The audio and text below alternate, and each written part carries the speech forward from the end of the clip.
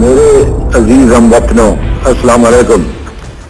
10 करोड़ पाकिस्तानियों के इम्तिहान का वक्त आ पहुंचा है। आज सुबह सवेरे हिंदुस्तानी फौज ने पाकिस्तान के इलाके पर लाहौर की जानब से हमला किया। हिंदुस्तानी हुक्मरान शायद अभी नहीं जानते कि उन्होंने किस कौम को ललकारा है। मुल्क में आज हंगामी सूरत हाल का ऐलान करके जंग शुरू हो चुकी है।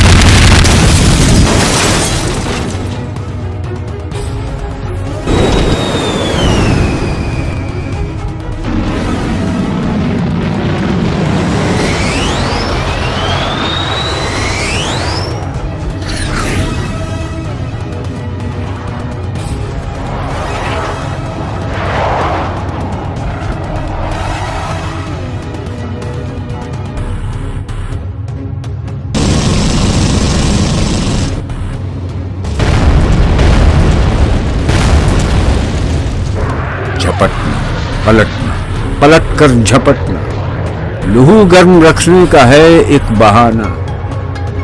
ये पूरब, ये पश्चिम चकोरों की दुनिया, मेरा नील गूं आसमां बेकराना। परिंदों की दुनिया का दरवेश हूं मैं कि शाही बनाता नहीं आशियाना।